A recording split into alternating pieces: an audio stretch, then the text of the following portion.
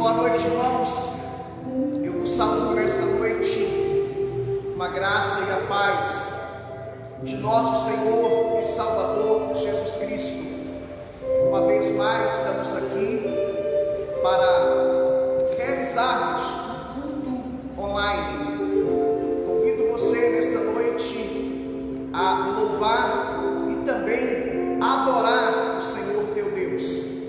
A Ele hoje, para todo sempre, toda honra, glória, louvor e adoração.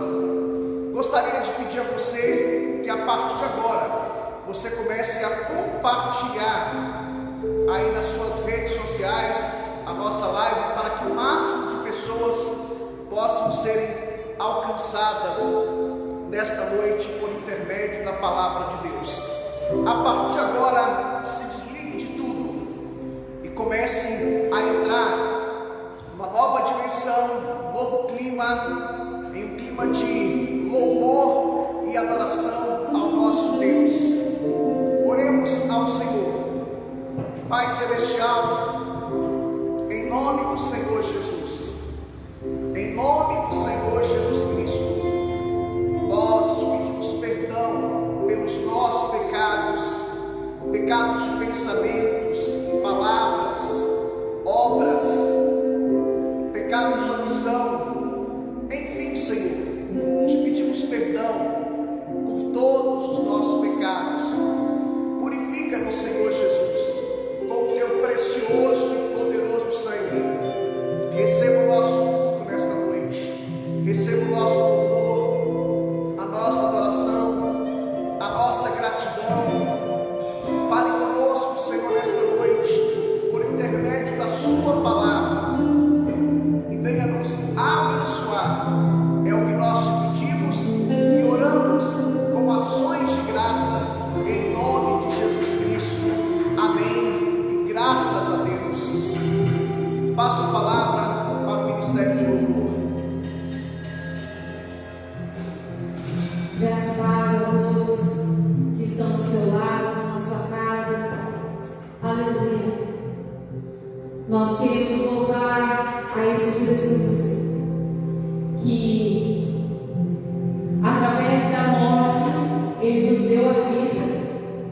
Através do seu sofrimento, nós hoje temos alegria. E através daquela cruz, hoje nós temos a salvação e a redenção. Então, que nós possamos louvar a Ele, que é digno de toda a honra, de toda a glória, de toda a adoração. E hoje nós podemos adorá-lo, entrando no Santo dos Santos, entrando diretamente, tendo acesso ao coração do nosso Pai. Amém? Aleluia, Jesus.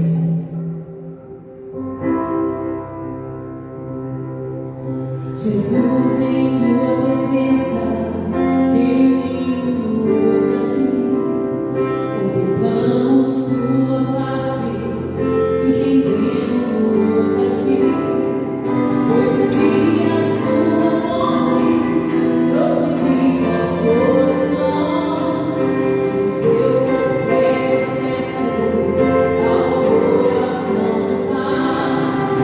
O véu que separava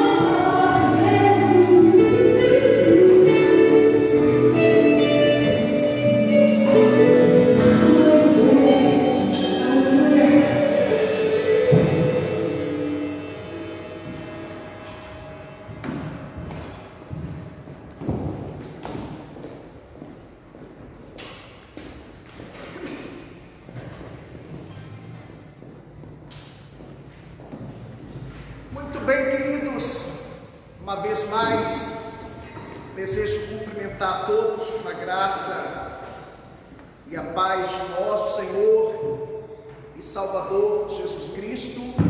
Se você ainda não compartilhou a nossa live, compartilhe aí nas suas redes sociais.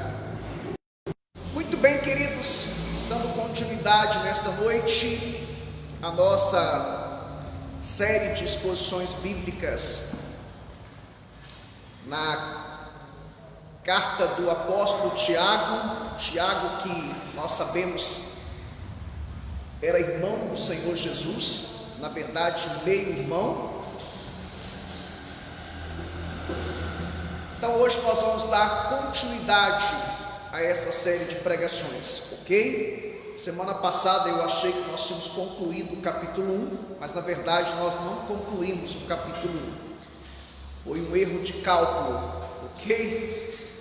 Abra comigo então a sua Bíblia, por favor, em Tiago, carta de Tiago, capítulo 1, a partir do versículo 19 até o versículo 25. Tiago, capítulo 1, a partir do versículo 19 até o versículo 25. Eu quero pensar com você nessa noite, quero meditar com você, refletir com você a respeito do seguinte tema: devemos ser praticantes e não apenas ouvintes do Evangelho.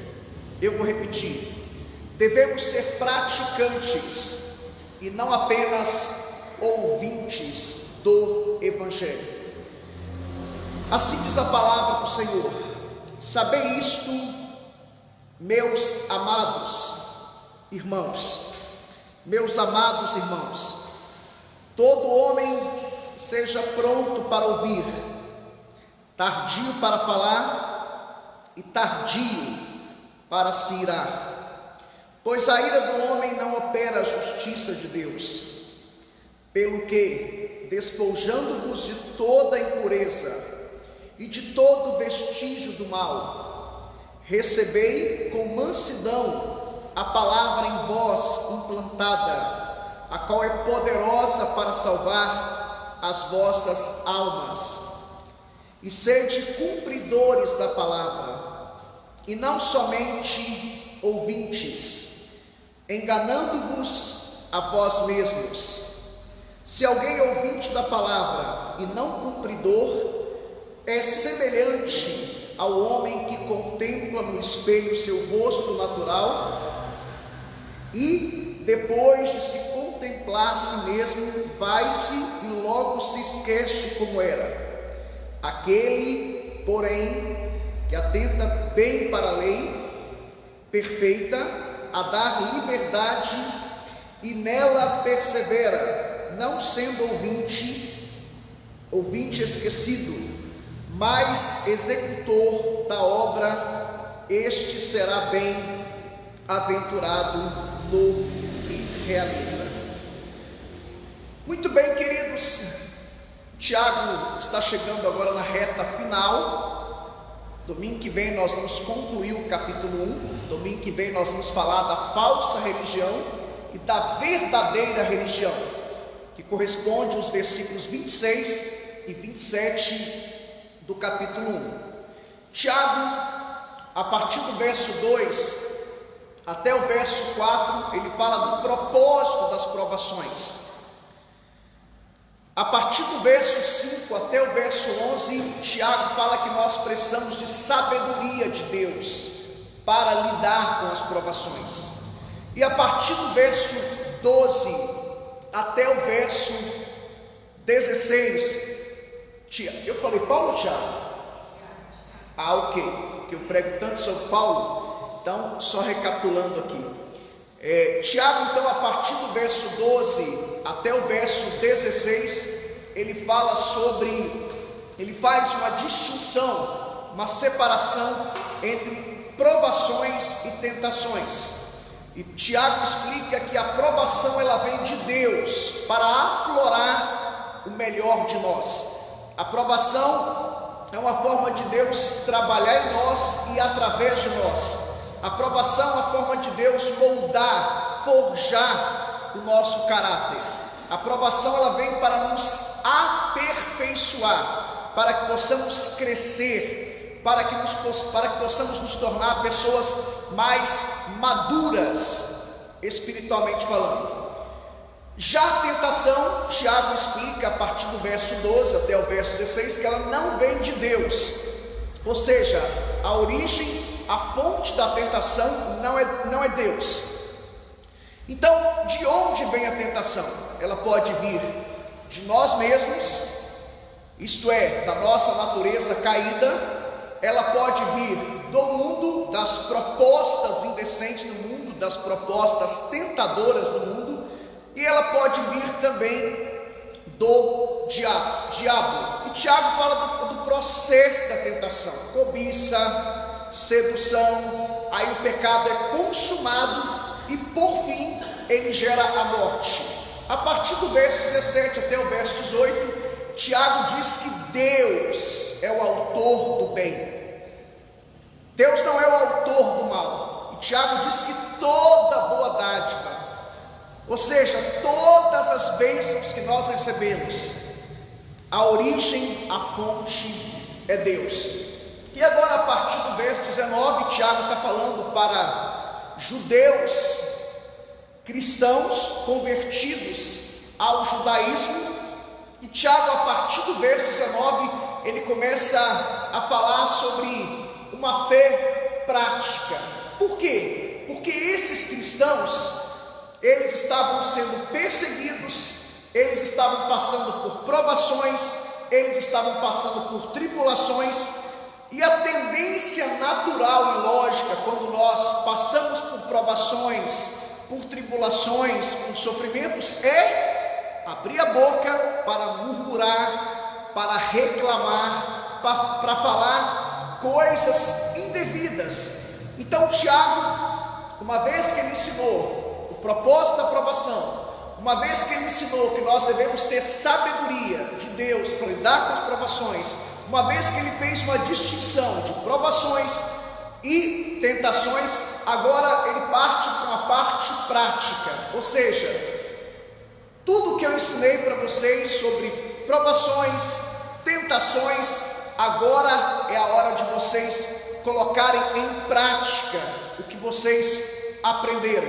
Por quê? Porque esses cristãos, nós sabemos do contexto dessa carta, muitos deles tinham apenas uma fé teórica, não uma fé prática.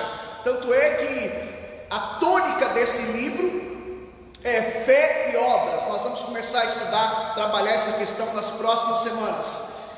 Então aqui Tiago, ele bate nessa tecla agora: olha, a fé de vocês tem que ser uma fé prática e não uma fé teórica.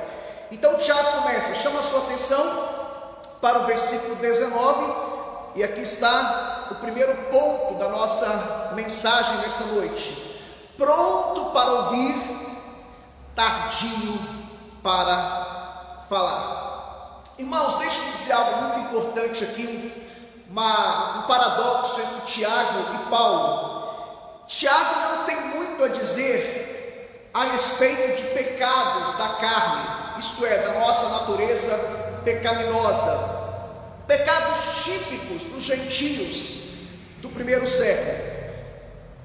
Você pode observar que nas cartas de Paulo ele bate muito nessa tecla sobre pecados de ordem da nossa natureza pecaminosa, daquela vida pregressa que a gente tinha antes de Cristo. Por quê? Porque Paulo escrevia para gentios, pagãos, que estavam recentemente convertidos. Aliás, pagãos não, pagão é alguém que não é cristão, mas antes eles eram pagãos, eles eram pessoas que cultuavam outras divindades e tinham outras práticas, estavam inseridos num contexto greco-romano, melhor dizendo, uma cultura muito liberal. Então eles estavam vindo de práticas pecaminosas, práticas mundanas. Então Paulo trabalhou muito essas questões de abandonar aquelas velhas práticas. Já Tiago não. Tiago escreve para um público de judeus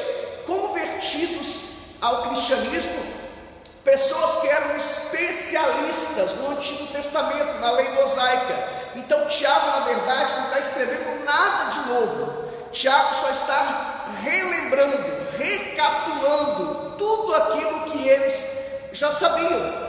Então Tiago, em vez de escrever sobre pecados que os judeus estavam inclinados a praticar, Tiago escreve então sobre, exemplo, orgulho. Por quê? Porque os judeus, eles eram muito orgulhosos. Por exemplo, quando o judeu acordava, ele fazia uma oração todos os dias assim pela manhã: Deus, obrigado por não ser uma mulher, porque mulher na cultura judaica era um objeto, era desprezada, não tinha voz e nem vez. O judeu orava assim: obrigado por não ser um escravo, e obrigado por não ser um gentio.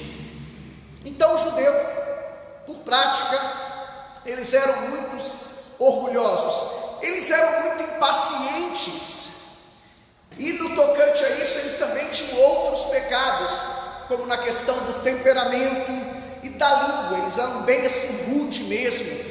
Então Tiago aqui, olha, vocês agora são cristãos, vocês não são mais, vocês não podem continuar com essas práticas, porque tudo o que aconteceu no Velho Testamento era símbolo, figura, apontava para Cristo. Agora vocês são cristãos, judeus convertidos ao cristianismo, e não existe mais separação. O muro, ele caiu, conforme está em Efésios capítulo 3. Não existe mais distinção, separação entre judeus e gentios. Todos agora são um e formam a igreja de Cristo.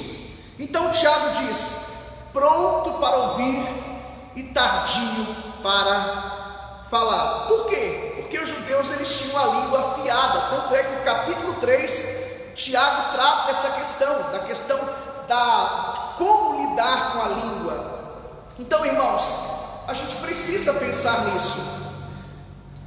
Tardio, pronto para ouvir, e tardio para falar. Há uma passagem bíblica que eu gosto muito dela.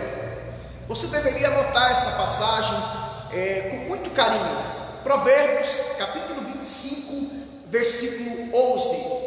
Olha o que diz Provérbios, capítulo 25, versículo 11. Eu sou apaixonado com esse versículo, por muitos motivos, mas talvez o motivo principal, eu me lembro que eu era um jovem pregador na nossa igreja sede, lá em Lajinha, Minas Gerais.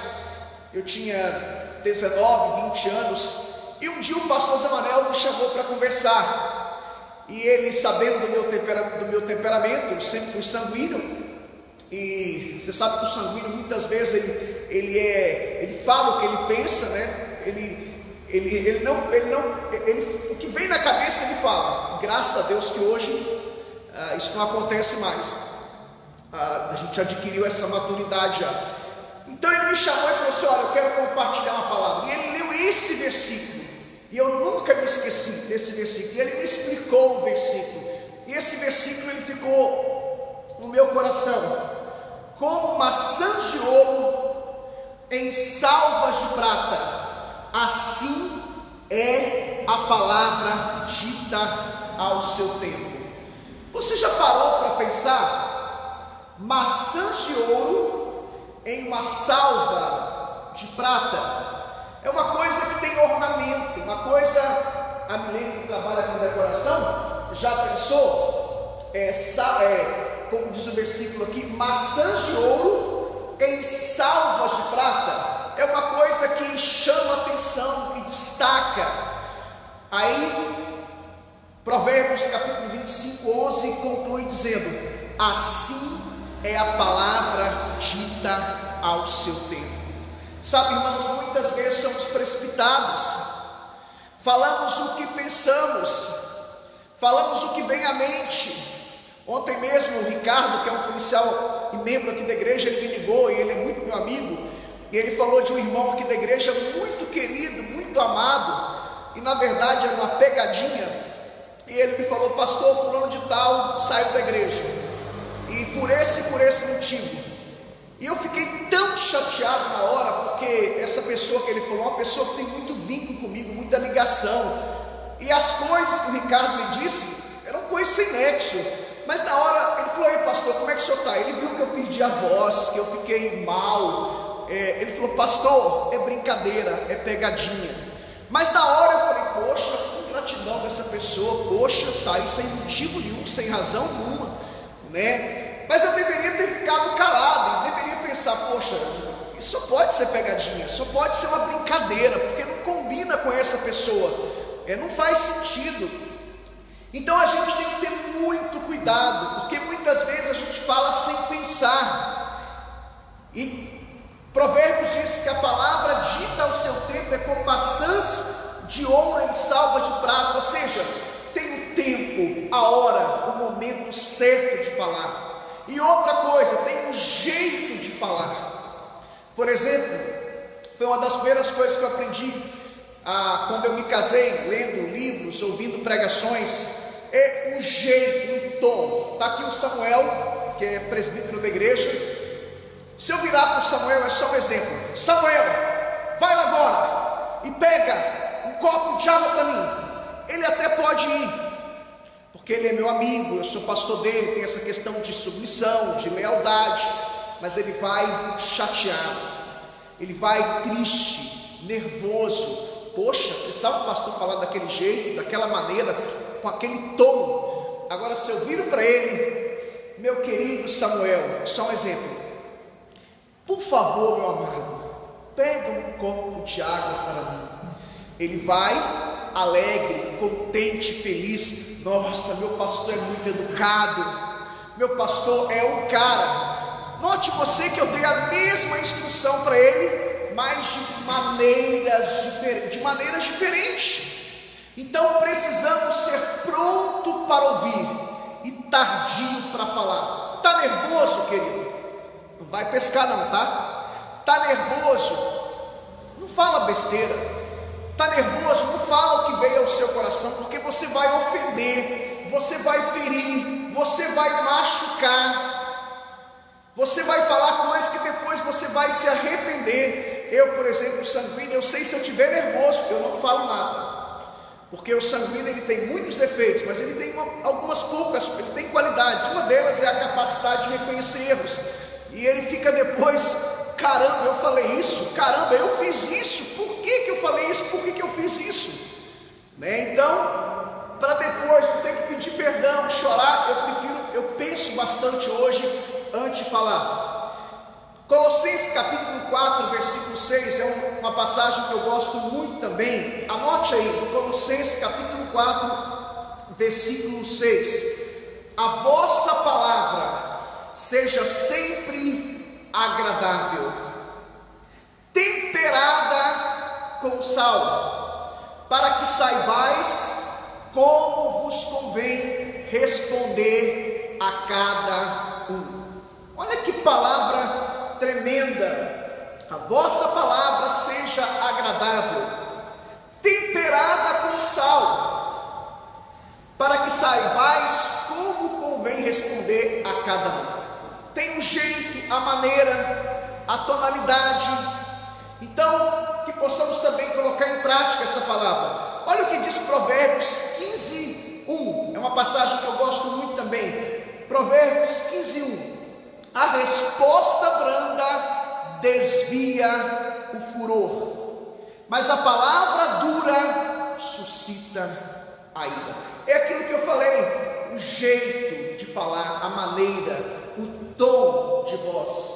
Sabe, irmãos, alguém disse: temos dois ouvidos, mas somente uma boca. O que você aprende com isso? É uma questão de inteligência. Temos dois ouvidos e apenas uma boca. Isso significa que devemos ouvir mais e falar menos.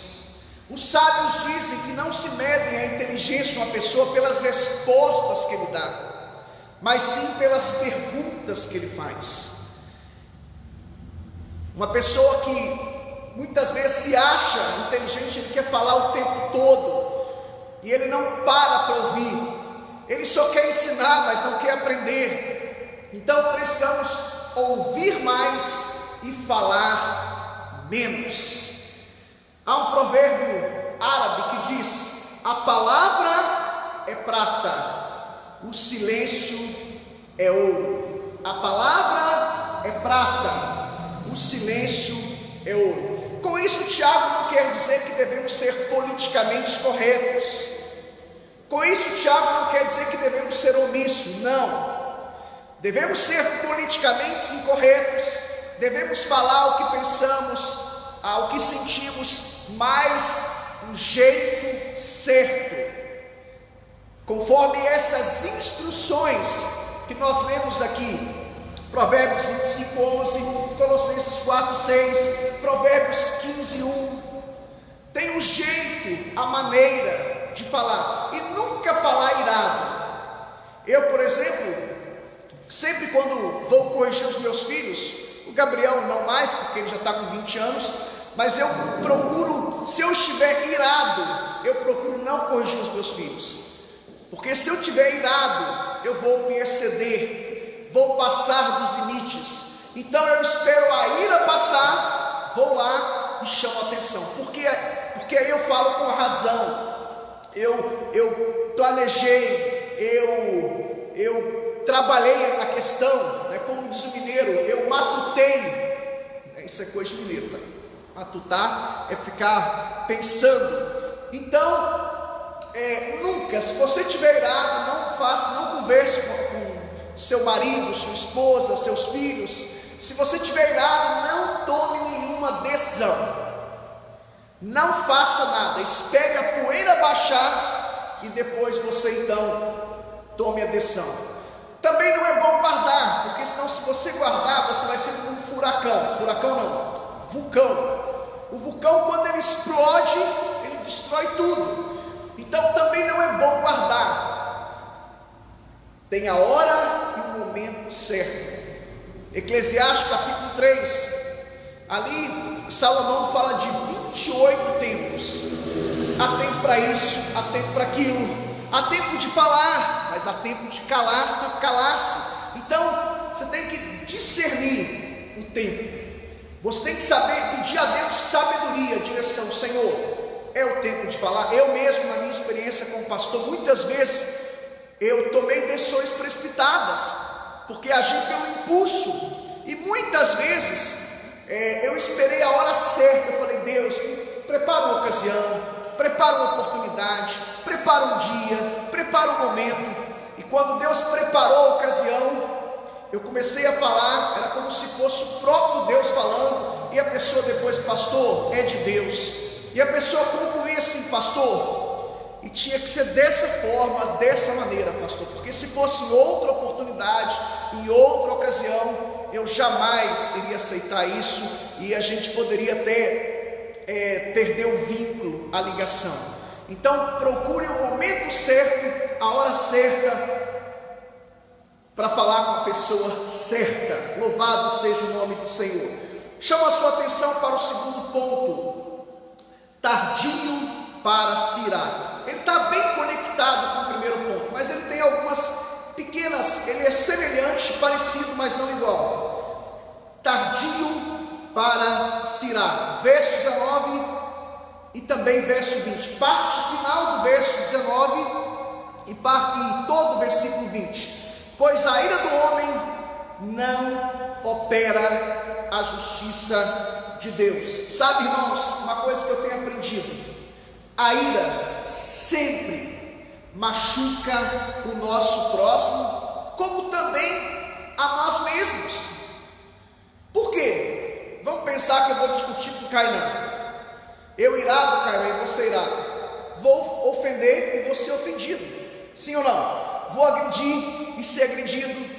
Vou ferir e ser ferido. E o Kainan é uma pessoa que tem vínculo comigo. Você está com quantos anos hoje, Kainan? 27? 25. Eu conheço o Kainan desde quando você tinha o quê? 3, 4, 5 anos de idade. Ele já frequentava a nossa igreja, ele já fazia parte da nossa comunidade com 3, 4, 5 anos. Então, se eu estiver irado, eu vou ofender e ser ofendido, vou ferir e ser ferido. Eu e Felipe, por exemplo, cadê o Felipe? Felipe é meu primo, 2º grau, então subentende que tem o meu temperamento. Aí a gente tem uma ótima relação, mas por quê? A gente se respeita muito, porque ele sabe que eu sou temperamental, ele também é temperamental, então a gente tem maneiras de falar e formas de falar um com o outro, e a gente se dá muito bem. Você está aqui desde quando? Você tinha quantos anos, Felipe? 9. Acho que menos, não? Felipe faz parte da nossa igreja desde Você é membro fundador. Felipe é membro fundador da igreja. Ele está aqui desde quando ele tinha 9 anos de idade. Hoje você está com 30, correto? 31. Então nós temos uma ótima relação. Claro que a gente já teve as nossas tretas, no bom sentido, né? Mas temos uma ótima relação porque aprendemos a ter respeito mútuo. Eu me lembro que eu ia jogar bola com o Felipe, ele tinha 12, 13, 14 anos, eu tinha 27, 28, 29. A gente ali já discutia, mas eu gostava de jogar com ele, porque a gente tinha um esqueminha, né, Felipe? Ele sabe que eu sempre gostei de 1 ou 2 toques no máximo. Aí eu falei com ele, então a gente não fala nada, a gente já combina o que tem que fazer, porque se falar vai dar treta, né? Então, você tem que saber lidar com as pessoas. Se a pessoa, já com Samuel, eu tenho uma outra forma de lidar, porque tem os temperamentos, sanguíneo, melancólico, fleumático, colérico. Eu não posso lidar com o melancólico da mesma forma que eu lido com o sanguíneo. Eu não posso lidar com o sanguíneo da mesma forma que eu lido com o fleumático. Eu não posso lidar com o fleumático da mesma forma que eu lido com o colérico. Então você tem que estudar até o temperamento da pessoa para você saber como lidar com ela, o que falar e como falar. Amém? Louvado seja o nome do Senhor. Então a ira sempre machuca o nosso próximo, como também a nós mesmos. Sabe, irmãos, quando alguém nos faz mal, a nossa reação natural é o quê? Revidar. Mas essa atitude, e é isso que o verso 20 diz, mas essa atitude não glorifica a Deus. Não parte para o revide, não tente pagar com a mesma moeda, não tente dar o troco, porque o verso 20 diz, pois a ira do homem não opera a justiça de Deus. Parafraseando, Deus não é glorificado quando você entra no jogo do inimigo, quando você entra no jogo daquela pessoa. Eu, por exemplo, a gente percebe hoje que as redes sociais, parece que as pessoas, muitas delas, não sei o contexto em que elas vivem, mas a impressão que se passa é que são pessoas que são mal amadas, pessoas que vão para a internet para fazer da internet um campo de batalha. E quando você toca no calcanhar de Aquiles das pessoas, elas então partem para a agressão, para a ofensa. Muito diferente dos debates bíblicos, dos debates do período da patrística, dos períodos da época medieval, que era um debate de ideias. Hoje em dia as pessoas começam a ferir e ser ferida, agredir e ser agredida, ofender e ser ofendida. Eu me lembro que há um tempo atrás, deve ter 1 ou 2 anos, que acho que foi a única vez que eu caí nesse laço de querer debater com alguém. No final eu fiquei 3 dias debatendo com a pessoa. No final não me fez bem, Deus me deu graça que eu não parti para o lado pessoal, não agredi, não ofendi, não foi um ataque pessoal, foi um debate de ideias. Mas isso está em extinção. A maioria das pessoas vão para a internet para debater, mas não é um debate de ideias, é para ofender, para agredir, para ferir, para atacar. É um debate pessoal, e isso não é saudável, isso não edifica, não glorifica o reino de Deus.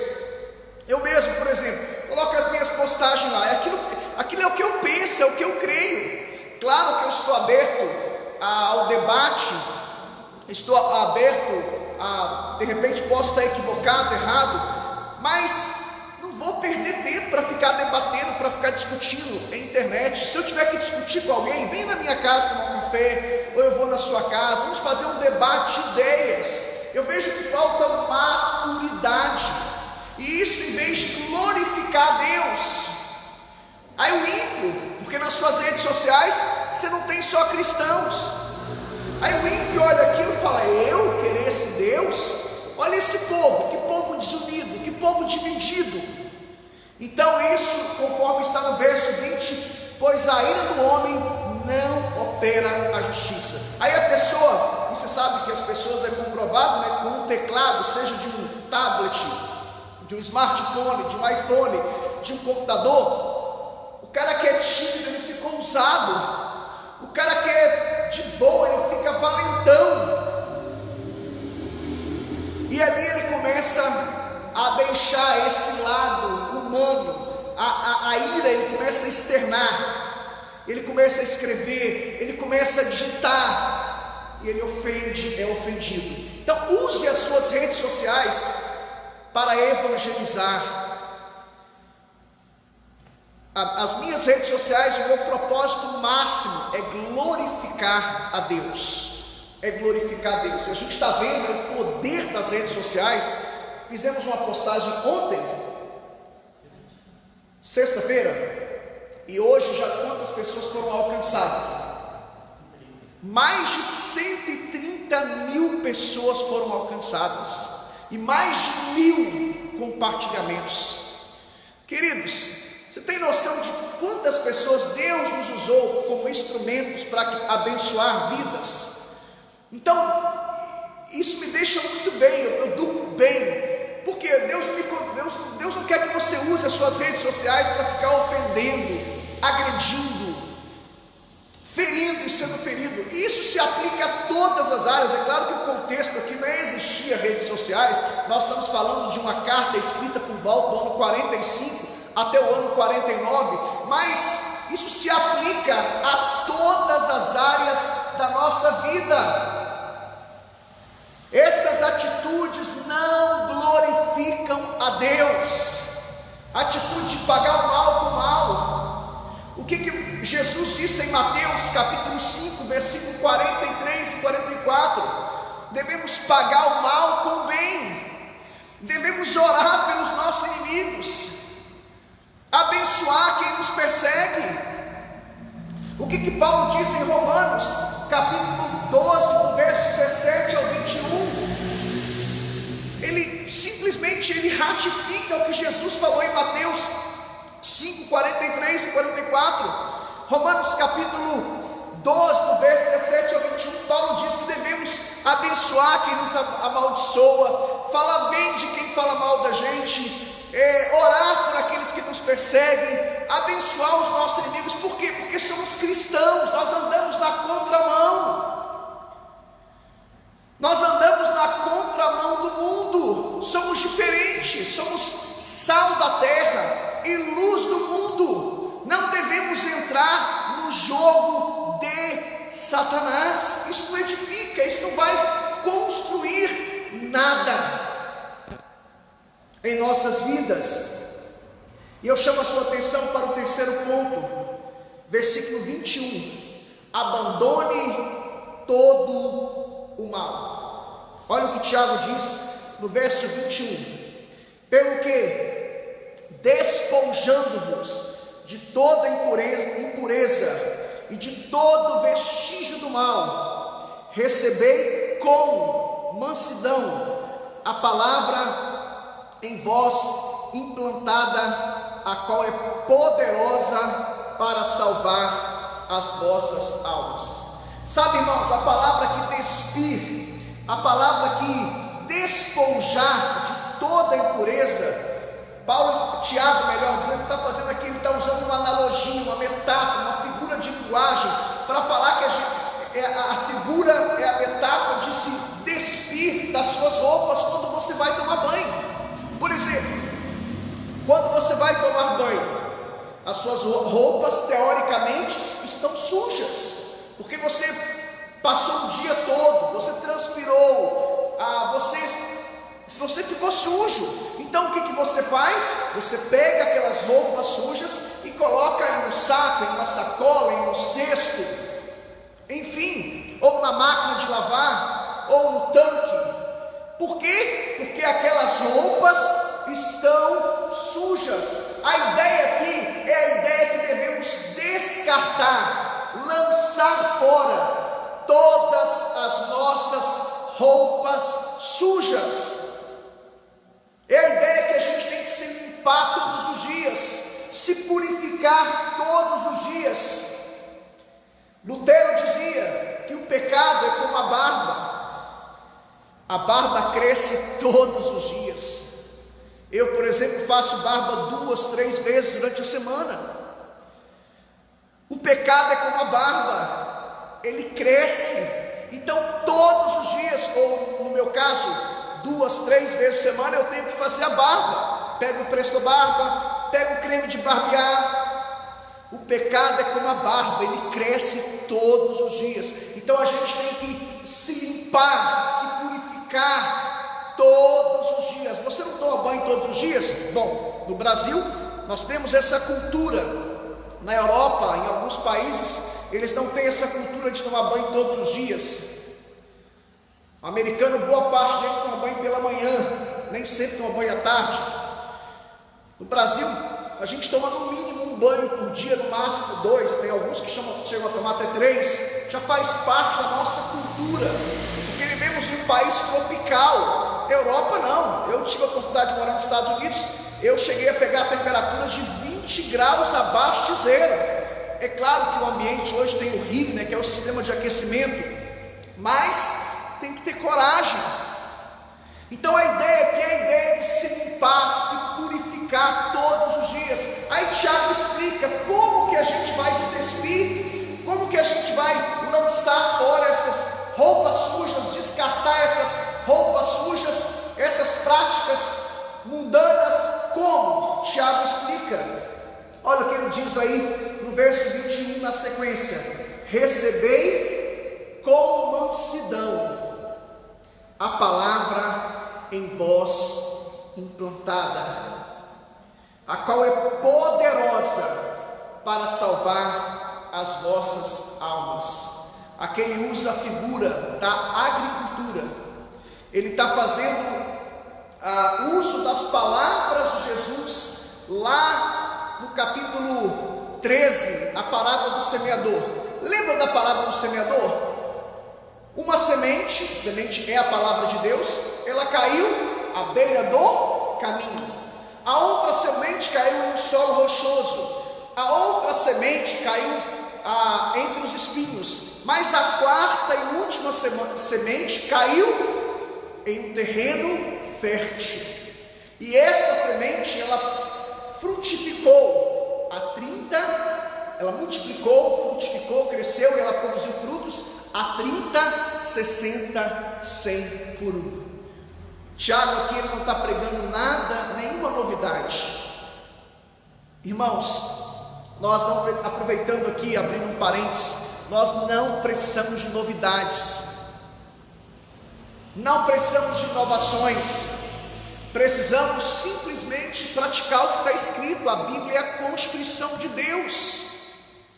A Bíblia fala dos nossos direitos, deveres, privilégios e responsabilidades. O nosso grande problema é que a gente quer novidades, a gente quer inovações, e a gente vê os escritos do Novo Testamento, eles na verdade simplesmente estavam ratificando o que já era dito. E aqui Tiago não traz nenhuma novidade. Tiago simplesmente, olha, eu estou escrevendo a vocês o que vocês já sabem. O que vocês precisam fazer agora é colocar em prática. E é isso que Deus espera de nós. Então a palavra ela foi implantada. Algumas versões, não sei como é que está na sua versão, algumas versões falam enxertada.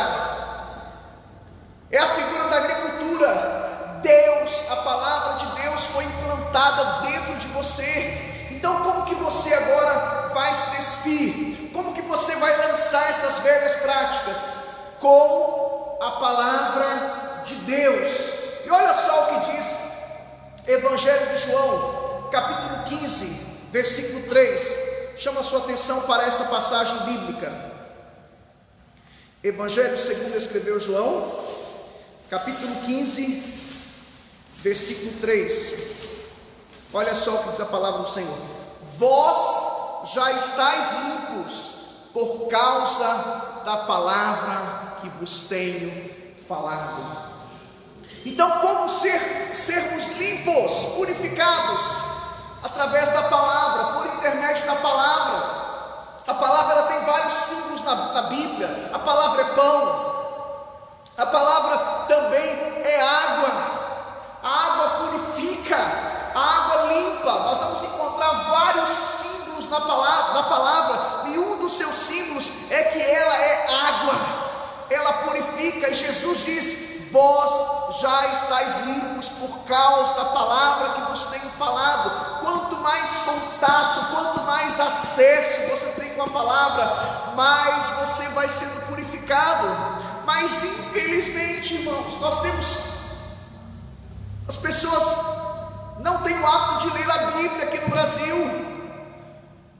Nós temos hoje, no mínimo, mais de 40 Bíblias de estudos. Bíblias com nota de rodapé, com comentários bíblicos.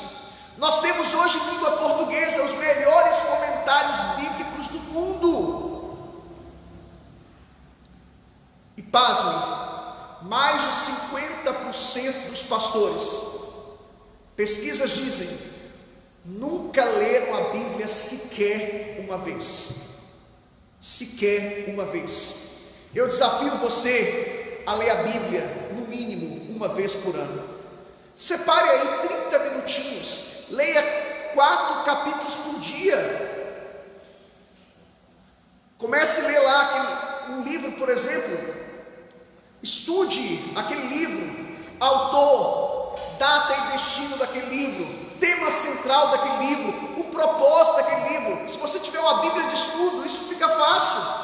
Você entendeu isso? Autor, destino, se for carta, data e fundação, tema central daquele livro ou carta, propósito daquele livro, você já pegou o fio da meada. Fica fácil. Então faça um propósito.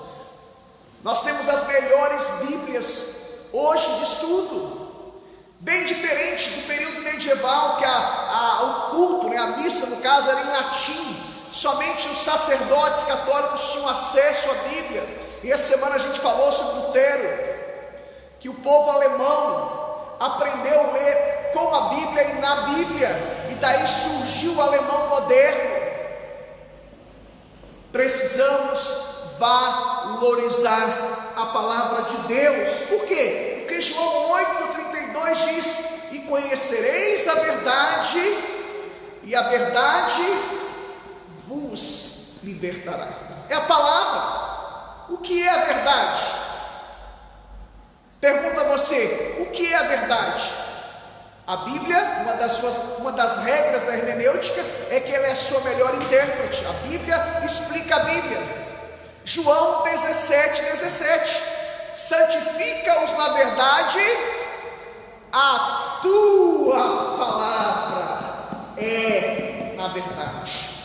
E conhecereis a verdade, e ela vos libertará.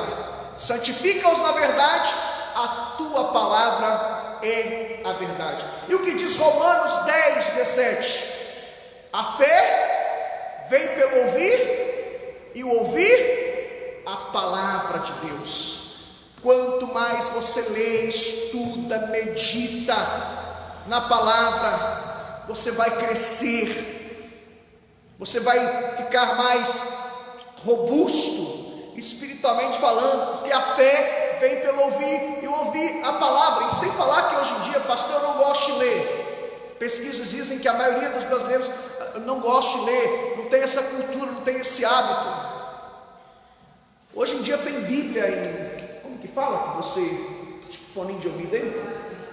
Bíblia em áudio. Você pode ouvir, até porque tem pessoas que têm mais facilidade em aprender ouvindo. Outros têm que ler. Então, meus queridos irmãos, vamos valorizar a Bíblia. a palavra. E sem falar que hoje em dia, essas novas gerações, você consegue baixar bíblias de estudos, comentários bíblicos em PDF e não paga nada por isso. Eu mesmo tenho uma concordância aqui de hebraico e grego. Essa tem que pagar, mas é pagamento único. Me parece que é 90, 100 reais. Eu tenho um dicionário de hebraico e grego no meu tablet.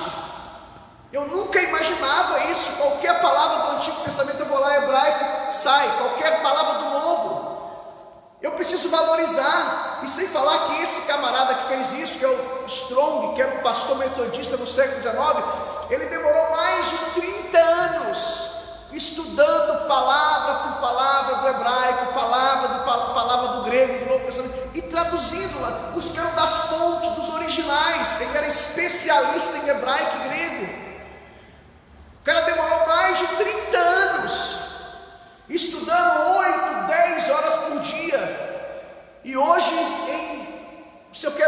eu estou aqui, por exemplo, Tiago capítulo 1, versículo 19. Eu quero uma palavra aqui, tardio. Eu vou lá no grego, já sai o significado na hora. Valorize a palavra de Deus. Ela é remédio para a sua alma. Ela é a solução para todos os seus problemas. Ela tem a cura para a sua alma. Louvado seja o nome do Senhor. Paulo diz em 1 Timóteo 3,16. Chama a sua atenção para essa passagem bíblica.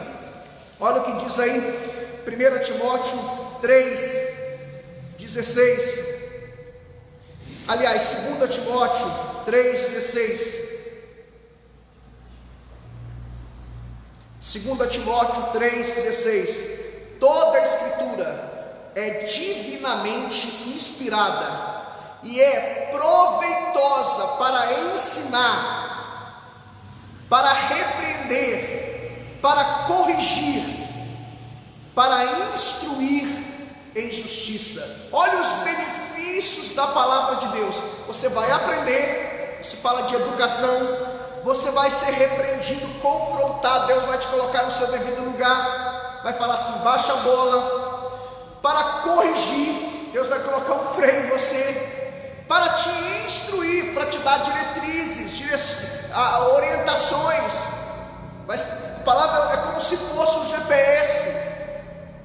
Em justiça, você vai fazer as coisas certas, da forma certa.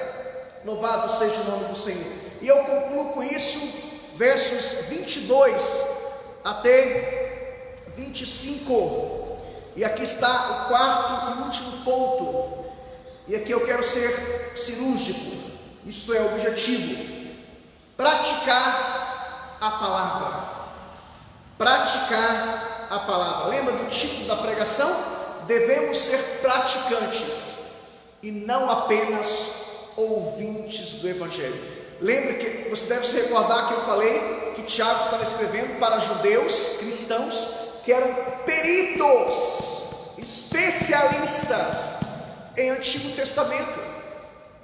Lembra quando Paulo pregou em Bereia? Pregou para um público de judeus e Paulo elogiou, falou: olha, vocês são mais nobres do que os de Tessalônica, porque eram judeus. Paulo estava pregando no Antigo Testamento, que eram peritos no Antigo Testamento. Então tudo que Paulo pregava, eles conferiam para ver se era aquilo mesmo. Irmãos, eu oro a Deus hoje para que Deus levante cristãos bereanos. O cristão bereano, ele questiona tudo, ele confere, ele checa, ele examina para ver se é aquilo mesmo. O que não é bereano, o que você fala para ele, ele aceita. E nós estamos aí num tempo de uma explosão de falsos profetas. Eu estava ouvindo ontem uma live do pastor Jander Magalhães de Castro, um grande amigo meu, foi meu professor de História de Israel, de Geografia Bíblica no seminário. Ele trazendo uma palavra excelente, palavra bíblica, e 25 pessoas na live. E eu estava pensando justamente isso. E ele falou, quando eu acabei de pensar, ele falou: olha, pastor, uma palavra como essa, com conteúdo, deve ter 25 pessoas na live. Aí ele falou: mas se fosse uma live de revelações profundas, tinha uma multidão. E infelizmente é uma triste revelação, uma triste realidade, irmãos. Live de revelações profundas, 1.000 pessoas, 2.000 pessoas, 3.000 pessoas, 5.000 pessoas. Falsas revelações, da sua grande maioria. Esses falsos profetas, em sua grande maioria, são analfabetos de Bíblia. Em sua grande maioria, são analfabetos de Bíblia. Na verdade, são pai de santo e mãe de santa.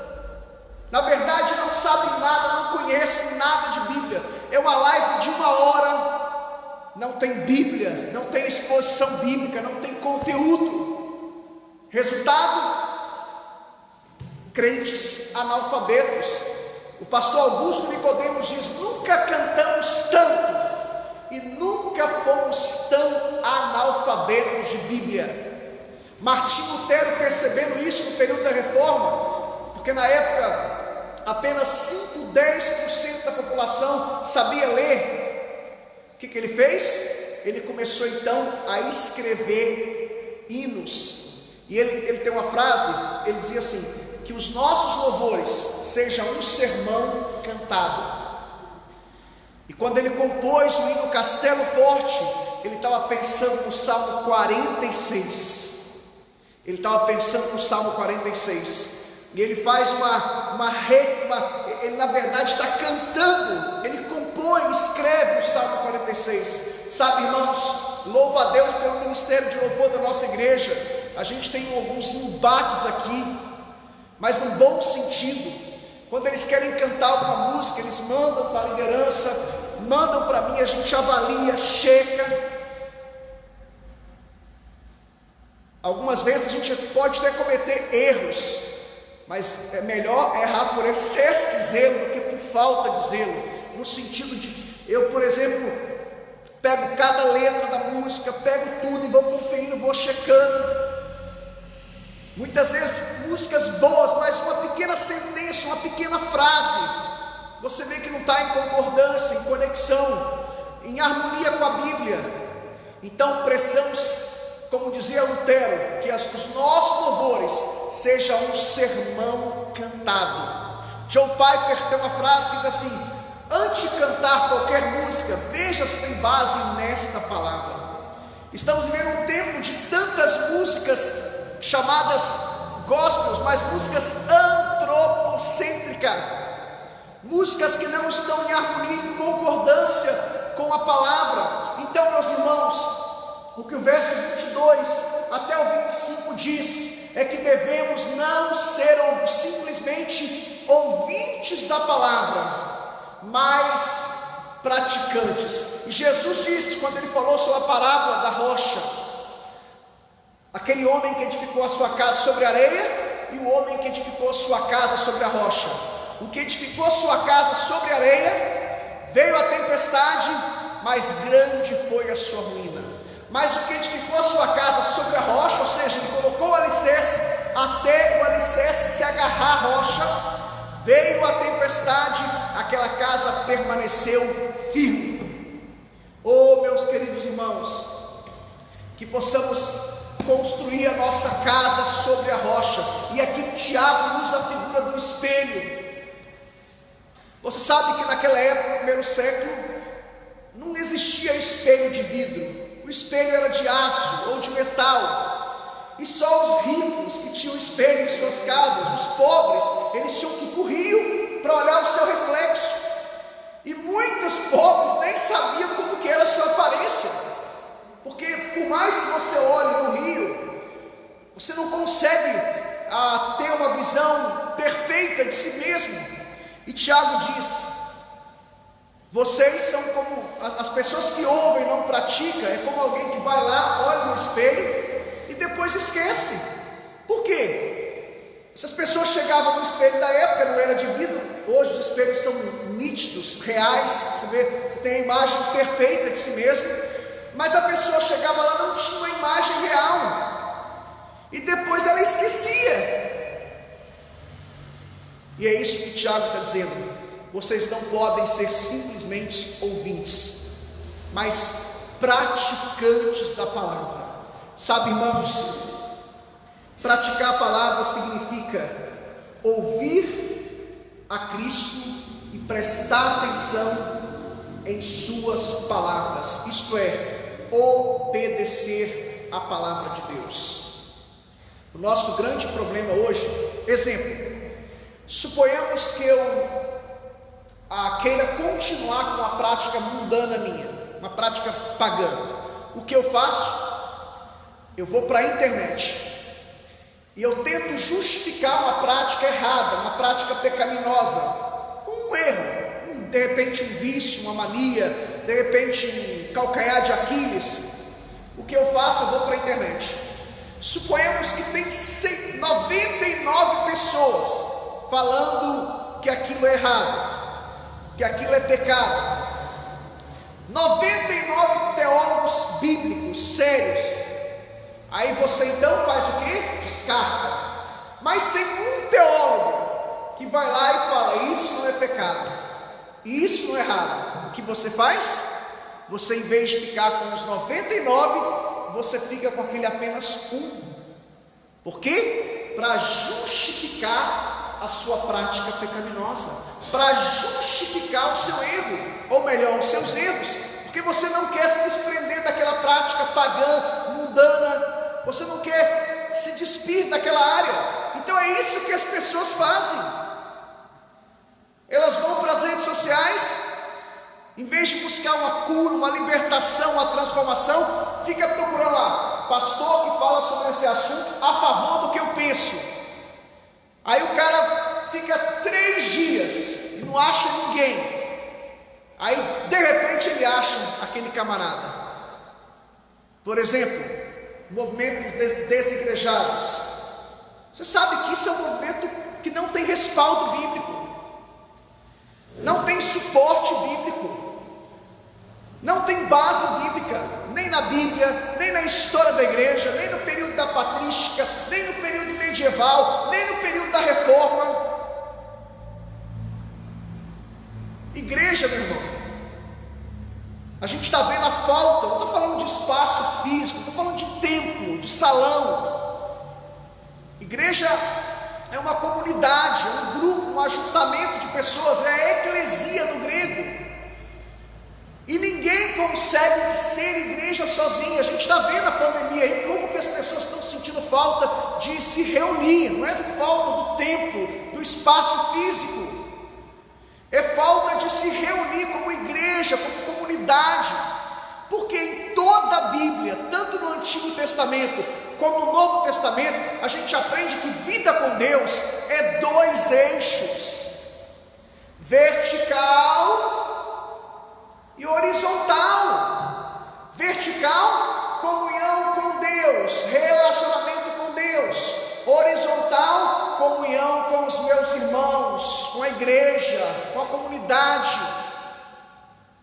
Olha a cruz. A cruz é vertical e horizontal. Vida com Deus é como se fosse 2 asas de um avião. Uma asa vertical, a outra asa horizontal. Então esse movimento desigrejado, eles ficam tentando justificar os seus erros, suas práticas, porque na verdade não querem compromisso, não querem submeter uma autoridade espiritual, no caso o pastor, não querem prestar contas a ninguém. Essa é a grande realidade. Nada justifica a pessoa ser desigrejada, nada. Ah, pastor, mas existem muitos falsos profetas. É verdade, mas existem muitos pastores sérios. Ah, pastor, existem muitas igrejas que não pregam o verdadeiro evangelho. É verdade, mas existem muitas igrejas que pregam o verdadeiro evangelho. Ah, pastor, mas na Bíblia não tinha CNPJ. Queridos, nós estamos num contexto diferente. Paulo diz que nós devemos submeter as autoridades. É impossível você se reunir como igreja e uma vez que você está inserido num contexto de leis, você tem que ter CNPJ. A igreja tem que contratar um contador. Nesse sentido, sim, a igreja é uma instituição. Queridos, precisamos voltar para a Bíblia e não ficar querendo arrumar pretextos para querer justificar os nossos erros, as nossas práticas mundanas. Precisamos fazer do jeito de Deus. O nosso grande problema é que a gente quer que Deus venha se adequar a nós. Não é Deus, não é a Bíblia que tem que se adequar a nós, é nós que temos que nos adequar à Bíblia. Aí eles pegam como exemplo um pastor falido, que eu não vou citar nome, mas todo mundo sabe, eu conheço esse pastor desde o final dos anos 80, início dos anos 90, de fato nessa época ele era um pastor bíblico. Quem é desigrejado sabe de que eu estou falando. Esse cara abandonou a mulher, esse cara se perdeu no caminho, esse cara começou a ensinar um monte de heresia. Pega as pregações dele nos anos 80 e 90 e pega as pregações. Por quê? Porque ele se perdeu. Aí, para justificar os seus erros, as suas práticas, ele mudou a mensagem. Aí tem um monte de gente, os desigrejados, que segue esse indivíduo, um indivíduo falido, porque não tem outra palavra, falido, que se perdeu. Prega o evangelho héteros hoje, não o evangelho ralos, prega um falso evangelho. Aí os desigrejados passam a seguir esse indivíduo. Por quê? Porque ele fala o que essas pessoas querem ouvir. Ele massageia o ego dessas pessoas. Concluo com isso, irmãos. Concluo com o título da mensagem: devemos ser praticantes e não apenas ouvintes da palavra de Deus. E ser praticante é se abster de tudo aquilo que Deus proíbe. Ser praticante é fazer do jeito de Deus e não do nosso jeito. E o jeito de Deus está aqui, estabelecido na sua palavra, a Bíblia Sagrada. Que Deus te abençoe. Ministério de Louvor com a palavra.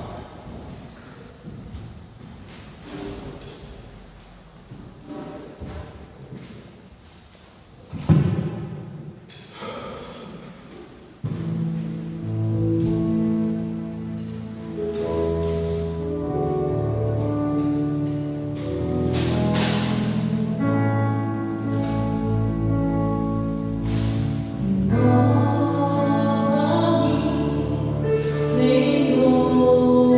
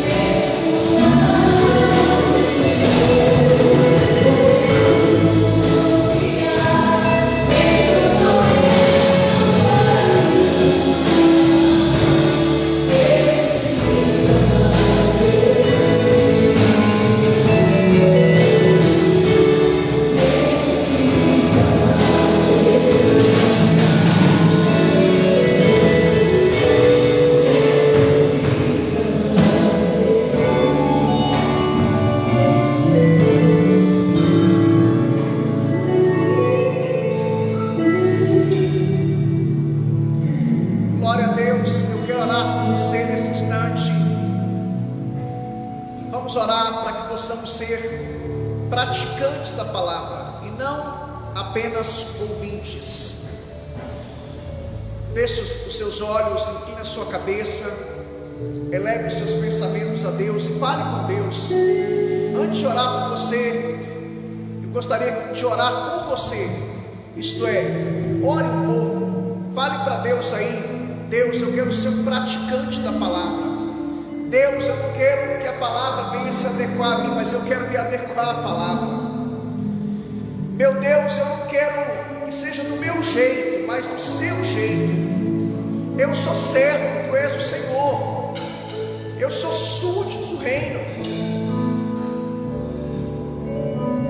Pai, em nome de Jesus, que sejamos praticantes da palavra e não apenas ouvintes.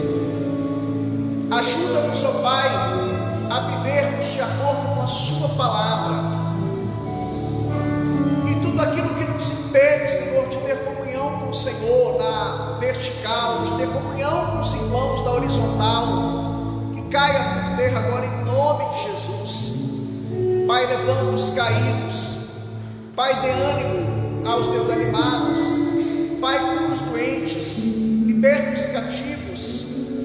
Abençoa o teu povo, Pai, em nome de Jesus. Pai, abre as portas para os desempregados.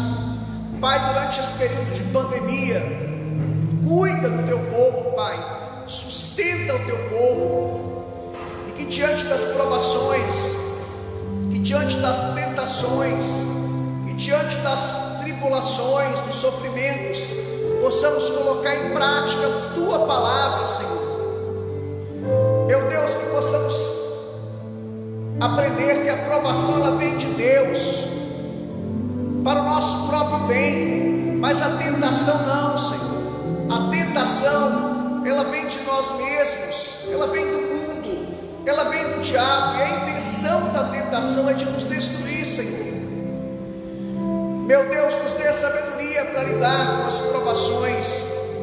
Meu Deus, sabemos que toda boa dádiva, todo bem, todas as bênçãos vêm do Senhor. O Senhor não é o autor do mal. Meu Deus, e que possamos, ó Pai, ser tardios para falar e prontos para ouvir, Senhor.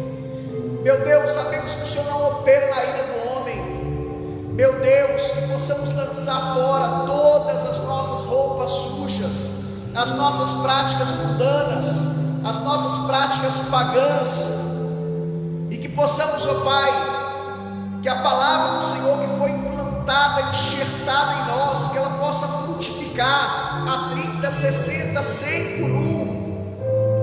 Meu Deus, e que sejamos praticantes da sua palavra e não ouvintes. É o que nós pedimos, Pai, nessa noite, e te agradecemos por tudo, em nome de Jesus. Que Deus te abençoe, querido, em nome de Jesus.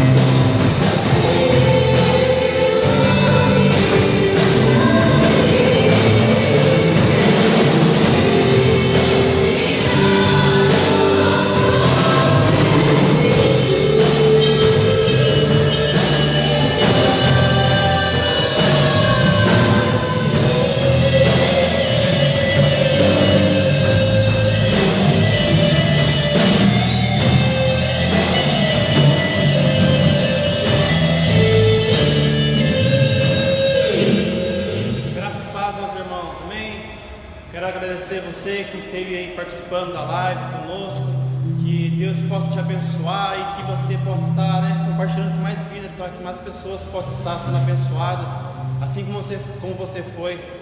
Que Deus abençoe a sua família, o seu lar, no nome de Jesus. Vamos estar orando, finalizando. Senhor, nosso Deus, nosso Pai, queremos te dar graças, Senhor, por esse culto maravilhoso, pela tua presença que esteve aqui conosco, Senhor, pela palavra que foi ministrada, pelos louvores. Meu Deus, obrigado, Senhor, por cada vida que esteve, Senhor, participando da live. Deus, em nome de Jesus, Pai, que o Senhor continue abençoando cada um, Senhor, em todas as áreas, Pai, abençoa a família de cada um, Pai, em nome de Jesus. Em nome de Jesus, Senhor, te agradeço desde já por tudo, Pai. Que a graça do nosso Senhor Jesus Cristo, o grande amor de Deus Pai e a comunhão do Espírito Santo esteja com todos e todos digam amém, graças a Deus.